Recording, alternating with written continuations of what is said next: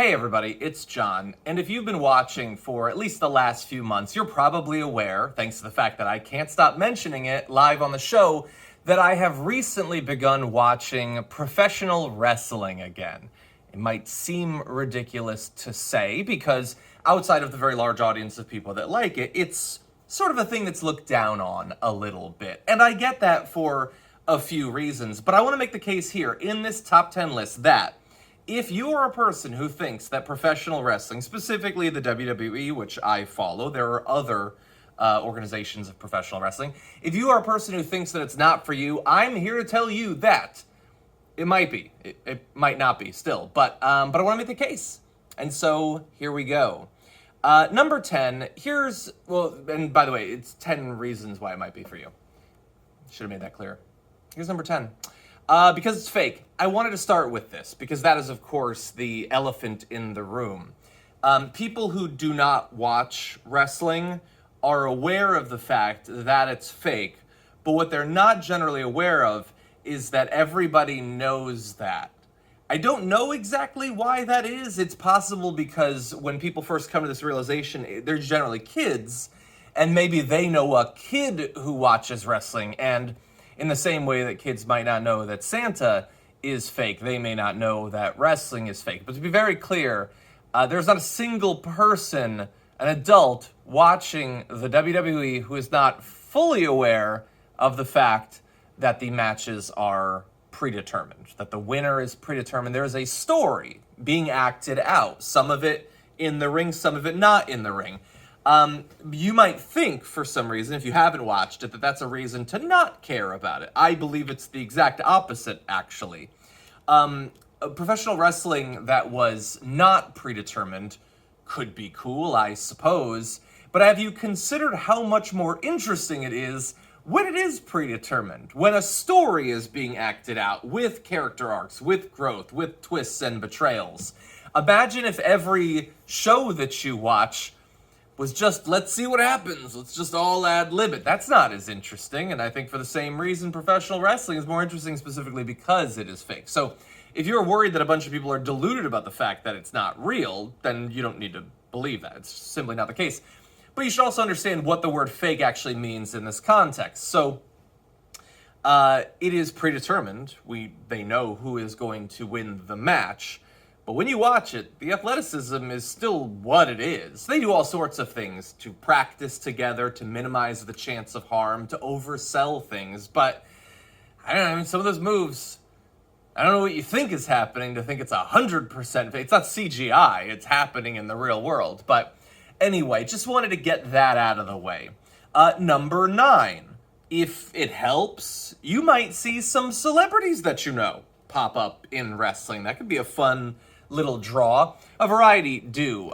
Some actors, some singers, some even get involved in the ring, usually to a very small extent. Like, for instance, I went to a live event, it was WrestleMania, and Snoop was there, and he actually got involved just a little bit. That was fun.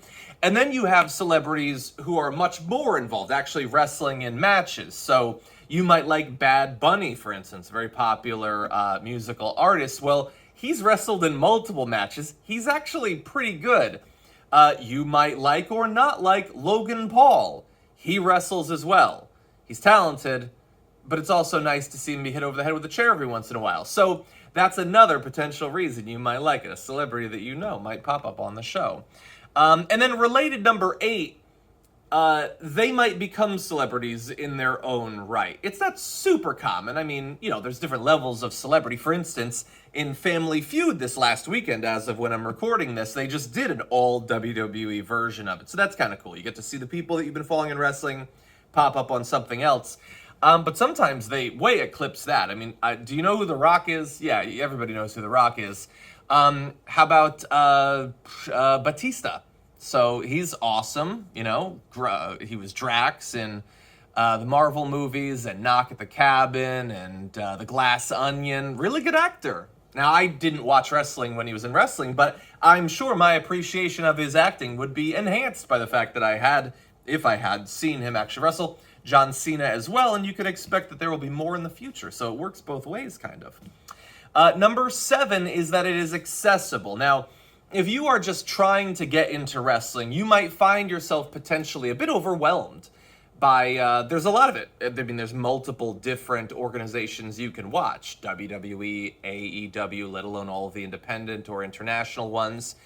But in theory, it's not hard to start watching. If you have TV, you can watch it. The main two shows for the WWE are Raw on Monday nights and SmackDown on Friday nights. Those are available on Fox and I believe USA Network. They're also on Peacock and Hulu as well, so very easy to watch. And the back archives going back literally decades are there as well. Also, the pay-per-views are no longer really pay-per-views. They stream on Peacock, so theoretically much less expensive. So also, by the way, if you just want to get a taste for it, they put up a lot of their content on YouTube. You can watch whole matches, you can watch fun primers, and there's all sorts of channels that help to provide intros to wrestling if you're interested. So it is arguably more accessible than it ever has been before. Number 6, speaking of how it was before, I do want to say, if you are considering getting back into it, perhaps like me, you watched many years ago. I watched in the period from like 1998 to 2001 or so. That seems to be a big period when a lot of people watched it. It was probably the single biggest period of WWE, but maybe you watched a little bit after that. I know a lot of people did. It is very different than it used to be, and there are some downsides to that. If the draw of wrestling is The Rock or Stone Cold Steve Austin, well, they're generally not there, although, fingers crossed, The Rock might be appearing again soon.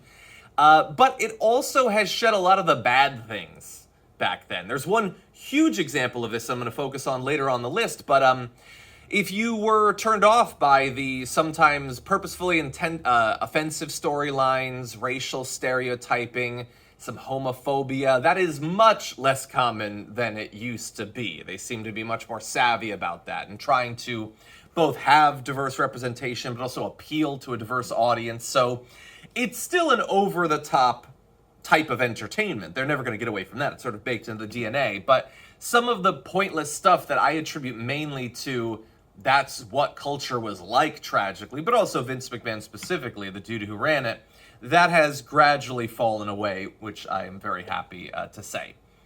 Number 5, the live events are awesome. Now, most people who watch wrestling never go to a live event. They watch on TV, they watch on YouTube or streaming services, and then that's pretty much it. But if you have an opportunity to go watch an event in person, even as your first event potentially, it's pretty awesome. And by the way, the WWE, they travel all over the country, in fact, all over the world. They were in LA here, where I am, for WrestleMania like 3 or 4 months ago. In the meantime, they've been in Canada, they've been in Puerto Rico, they've been in the UK. And then when they're here in the US, they travel all over, basically every area of the country. So at least once a year, probably, with maybe a little bit of a drive, you'd be able to go to one. And it's super exciting being surrounded by potentially tens of thousands of people cheering and booing and really getting into it. It's one of the most interactive live forms of entertainment. They really play to the audience in a way that I think not a lot of other art forms do. So that's very cool as well. Number 4, there is a character for everyone. Broadly speaking, in wrestling, there are 2 sorts of characters with variation. There are the faces and the heels. Basically, the baby faces are the good guys, the guys that the crowd is supposed to like, and then the heels, the villains. And, a lot of people like examples of both, but if you want like a really dastardly, underhanded character, you can find that. If you want someone that's like super pro-American and all of that, you can find that. There's all sorts of characters with all sorts of shticks. Right now there's a couple of guys who think that they're Vikings. That's pretty fun. And so really, regardless, if you want someone with a little bit of a supernatural bent, they're all over the place in terms of their characters. It's one of the reasons kids find it so engaging, but it's pretty cool too. One of my favorite wrestlers is a woman named Liv Morgan, who has sort of like a I like pain and I'll never submit sort of thing, which is very cool. And then there's this guy, LA Knight, who's basically The Rock plus Stone Cold. So if you want a throwback character, they've got that too. There's a lot of different characters. And a lot of characters, honestly, for people to look up to. Again, it's why kids like it. They can see a version of themselves in a sort of heightened form on the screen. Okay? Now, let's see. Okay, I have my number 3. I did not leave the best notes for. But anyway, I'm going to say, if you used to watch it and you have considered coming back, perhaps there's been periods where you've occasionally like touched base or whatever. There's one big thing that I think means that it's time to come back. And if you've never watched wrestling, then this might not mean much to you, but for the most part, Vince McMahon, the guy I referenced earlier, is done. He still has a little bit of influence, but he's no longer unilaterally running the show. If you want to find out more about Vince McMahon, I highly recommend the 6-part series on the podcast Behind the Bastards about him. But he's not a great guy. He's almost single-handedly responsible for wrestling being a thing, which has its good, but it also has its bad. And there was a lot of stuff about wrestling that, thanks to him, was just not great, and now he's not there anymore. So, again, this isn't going to mean anything to you if you haven't watched wrestling before, but if you have, he is transitioning out. Triple H is in charge, and that is very much good news. Now, number 2. Support women's sports. We hear a lot about that, in the zeitgeist today, about, people having positions on politics that supposedly references the fact that they support women's sports. It's not generally coupled with actually caring about or watching or attending women's sports, but this is a great way to do it, I think. Now, of course, it's not a sport like soccer or something like that. Again, the matches are predetermined, but if you are interested in women's athletics, in just sheer athletic prowess, talent, gymnastics, aerial ability, coordination, and all of that, I think it's awesome. I mean, obviously the guys are good too.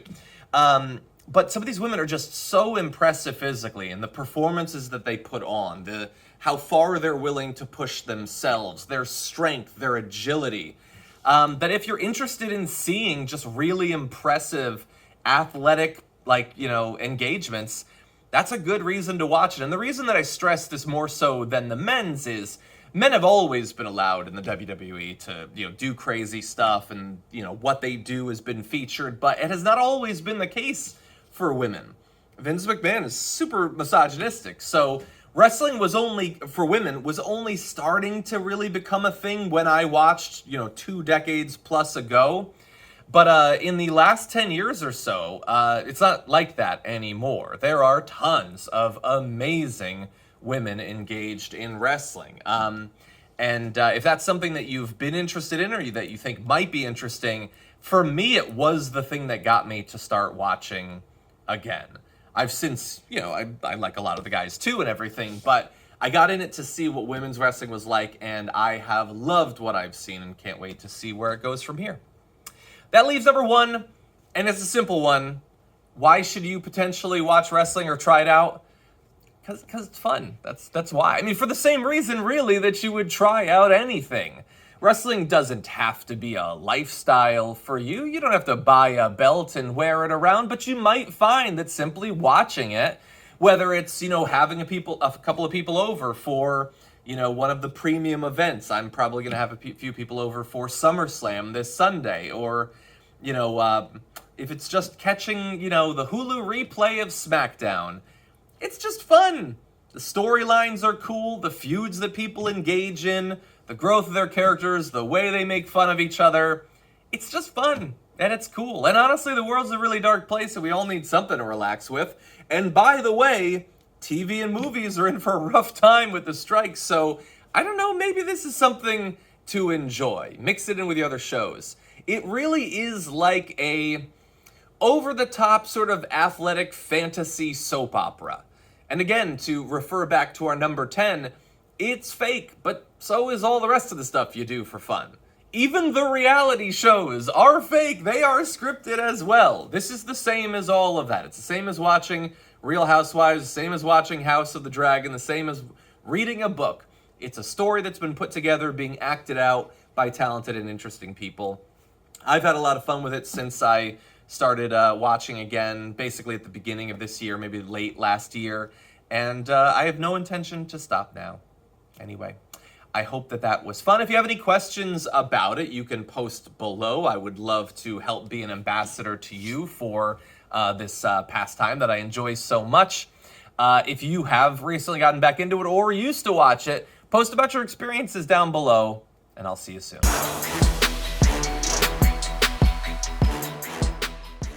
Check out the Damage Report podcast each day, wherever you get your podcasts, whether Pocket Casts or Stitcher or iTunes. You can join me as I give you the news and stories you want, with a range of co-hosts and interview guests jumping in on the fun each day.